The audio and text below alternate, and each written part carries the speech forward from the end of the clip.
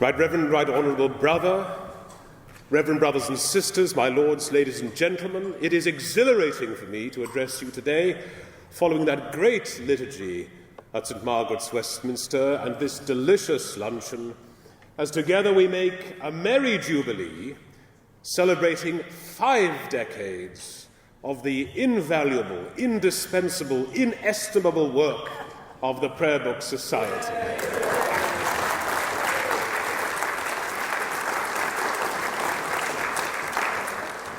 Vivat!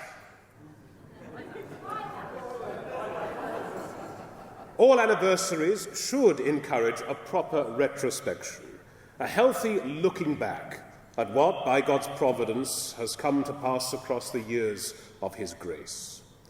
And looking back in numerous ways today, we see a very great deal for which hearty thanks is to be rendered.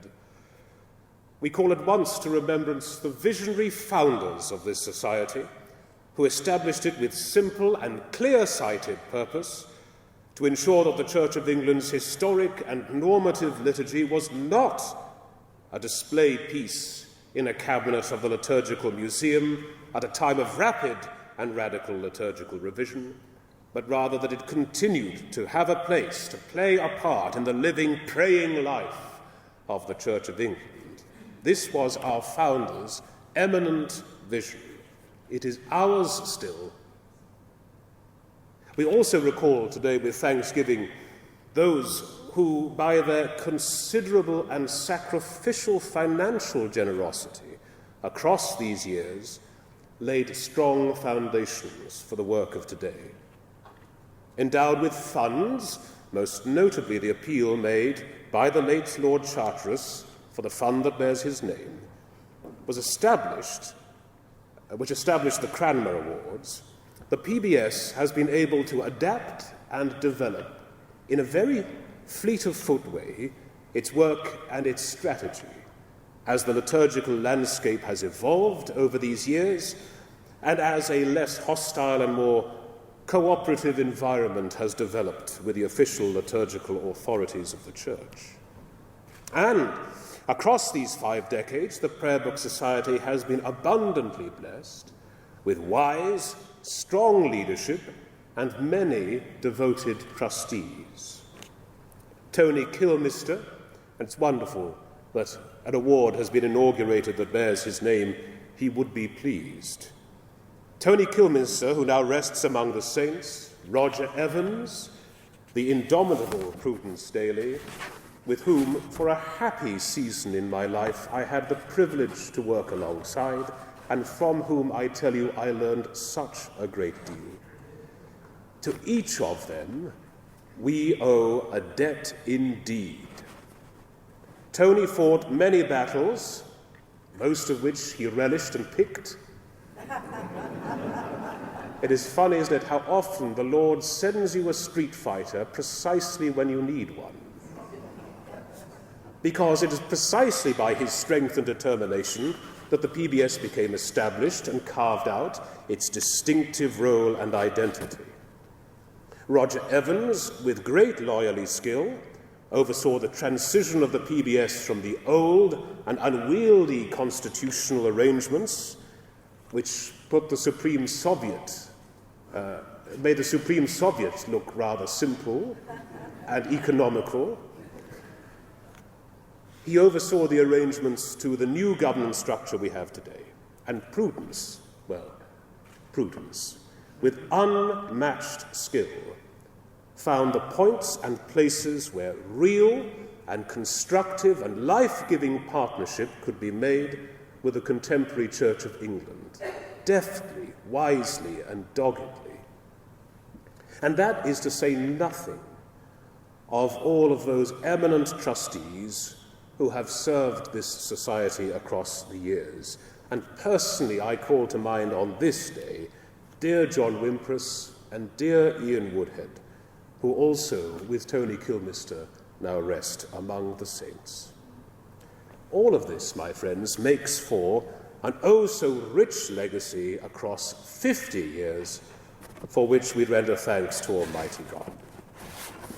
But as I celebrate with you today all that has been achieved and all that God has blessed and made fruitful across these years, I also give you a warning.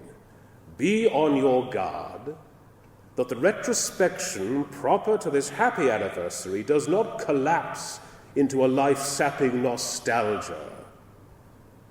Nostalgia is not a looking back with thanksgiving, but a harking back with sorrow. It is the debilitating love of things that are lost, of things that once were but which no more are.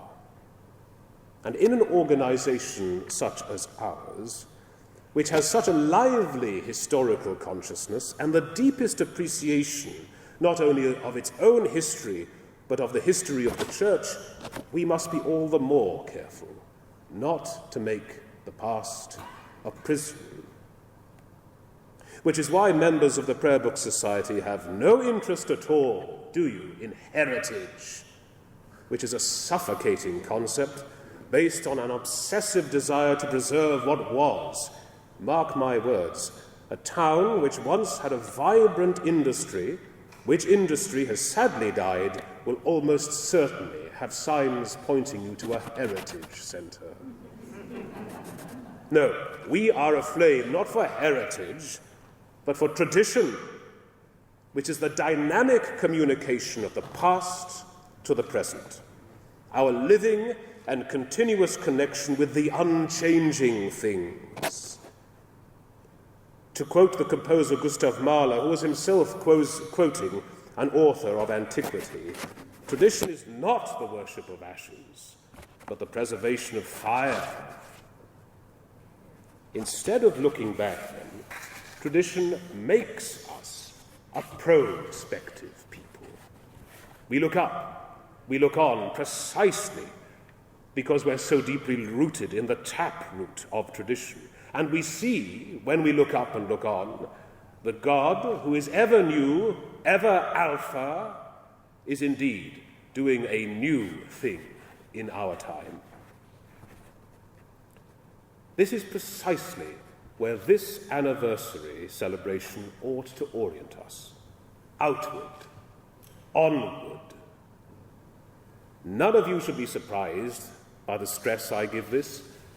The missionary Bishop of Oswestry is a rolling stone, a prelate in perpetual motion, ever moving onwards, hungrily, to build the church and renew her life. Indeed, in these last 8 months, I have driven 20,000 miles visiting the parishes in my sacramental and pastoral care, travelling the Via Oswestria, as it has become known. And I am thrilled that the same zeal for tomorrow, zeal for what's next, possesses the chairman of the PBS and his trustees. Like you, I am thrilled to see the imaginative and outward-reaching instincts and strategies adopted by the Prayer Book Society in this, her 51st year of confidence. Branches are being renewed. My own branch in the Diocese of Lichfield, for example. Invaluable work is being undertaken with ordinands. New scholars and new scholarship is being fostered. A wholly new generation of trustees from the widest spread of backgrounds has been fostered. The leadership of this movement is renewed. The Cranmer Awards, well, they've been turbocharged and enjoy the highest level of interest and participation ever. And that's to say nothing about how the PBS has so effectively baptized the digital media to advance its aims.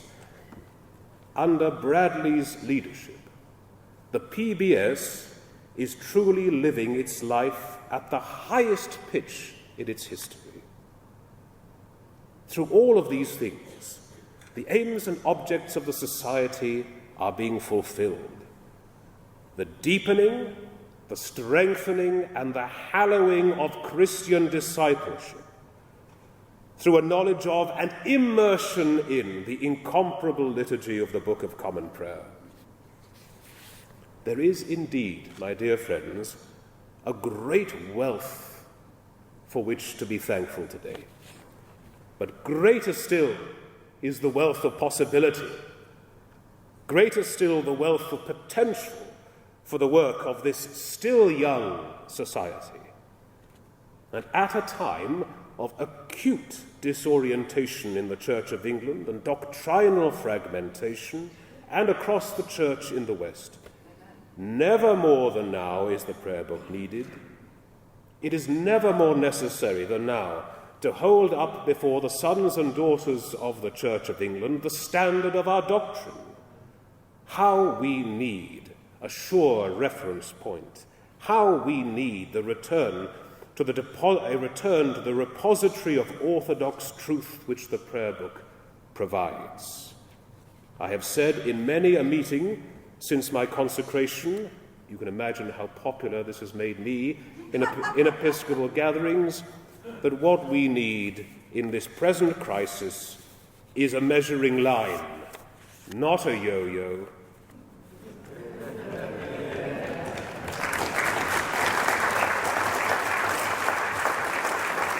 With redoubled determination, then, and fortified by all of the blessings that today's celebration and jubilee affords, let us go forward with confidence and joy, raising our glasses, get ready, and toasting the next half-century now begin.